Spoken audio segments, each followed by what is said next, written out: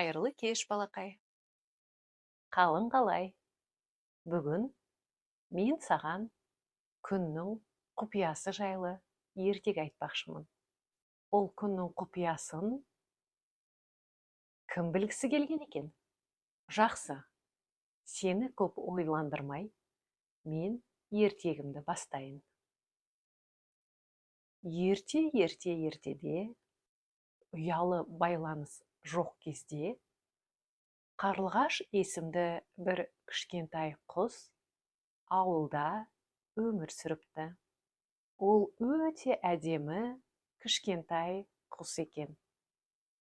Бірақ оны үнемі бір сұрақ мазалайтын. Аспанда кішкентай қанаттармен қалықтап ұшқан кезде жарқырап тұрған күнді көріп, сол жарықтың құпиясын білгісі келеді. Қарлығаш бір күні достарымен сапарға шығады. Ол аспанда қалықтап ұшып келе жатып, шаршаған соң, жақын маңдағы бұлттардың біріне қонады. Ол жерде көне бұлттардан ақылды бір төбешік бұлт тұр екен. Ол Қарлығашқа былай дейді: «Не істеп жүрсің, Қарлығаш? Күнге барамын деп адасып шаршама», дейді. Ал Қарлығаш болса: «Мен күннің неге осынша жарқырайтынын білгім келеді. Ол не үшін осылай ғажап болып көрінеді?» Ал төбешік бұлт болса, оған былай деп жауап қатады: «О, Қарлығаш, күннің жарығы бұл ғаламның ең керемет құпиясы. Күннің жарқырауы адамдар мен табиғатқа жылу мен жарық сыйлау үшін қажет. Бірақ оны көру үшін күнге жақын барудың қажеті жоқ. Оны сезіну керек», дейді. Қарлығаш болса, ойланып қалады.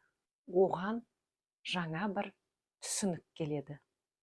Сол сәтте ол үшін күннің құпиясының сыры ашылады. Күн адамдарға, табиғатқа жақын болмаса да, ол барлық тіршілікке жарық пен жылу беріп, жер анаға нұрын төгіп тұр екен. Қарлығаш болса, сол жерден үйіне оралады. Және ол өзінің барлық достарына күннің құпиясының сыры неде екенін түсіндіреді. Ал сен күннің құпиясы неде деп ойлайсың? Күннің құпиясы оның жарығы мен жылуының әлемдегі барлық тіршілік иесіне өмір сыйлауында. Бірақ біз оны шын мәнінде күнделікті өмірде байқамаймыз. Күннің шығып, бізге жарық сыйлап, жылу төгіп тұруын біз солай болу керек деп қабылдаймыз.